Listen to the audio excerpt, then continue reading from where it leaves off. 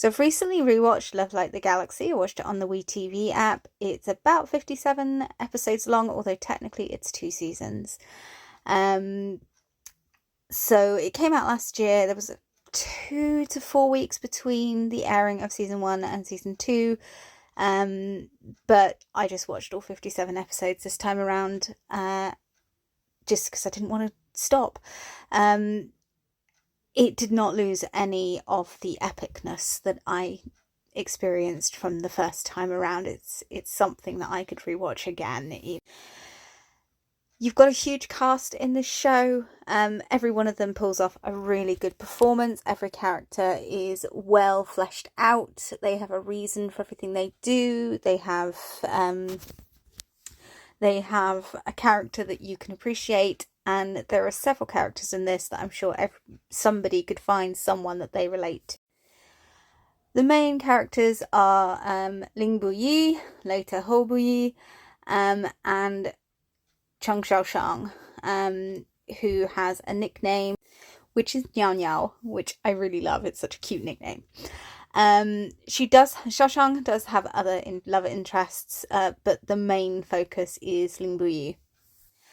Now, Zhao Lusa had just come off her show, Who Rules the World, and in that she played sort of this badass martial artist. In this, she plays someone who is mentally badass. She has some brains in this. She starts off very cynical, and eventually she ends up being very sort of magnanimous, but it takes a lot to get her there, and a lot of characters to help her get there. And I love the way that they show how her character grows without sort of shouting it out to the world at large. You also see family struggles in this, in trying to be a family in general.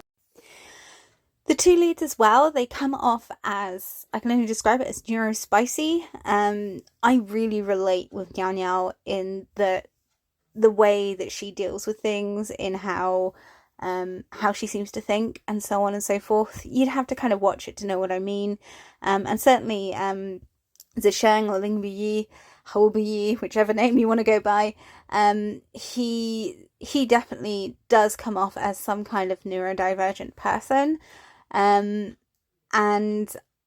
I love the way how they show how they can deal with things in the wrong way, but they can also right themselves and find the right way of doing it and develop and grow. This is what I would consider top tier drama. There wasn't any particular person who I would have as an. However, there were 2 that I would specifically like to mention. One is Chi Chi, who is like the best friend of Niao Niao, and she becomes quite important towards the end for another character. She is loud, she is brash, and she is not afraid to be in charge. The other is the grandmother. In this picture, she's the bottom middle character. She reminds me a little bit of one of my grandmas, and she is just so funny. She starts off as someone you might not necessarily like, but she is quite funny, and she does kind of redeem us. If you haven't watched this one already, then please, please, please do check it out. It is definitely worth a watch. It's one of my favourites. This is definitely one that should have been on Netflix. But let me know what you think. Do you agree? Did you like it? Discuss in the comments. Bye!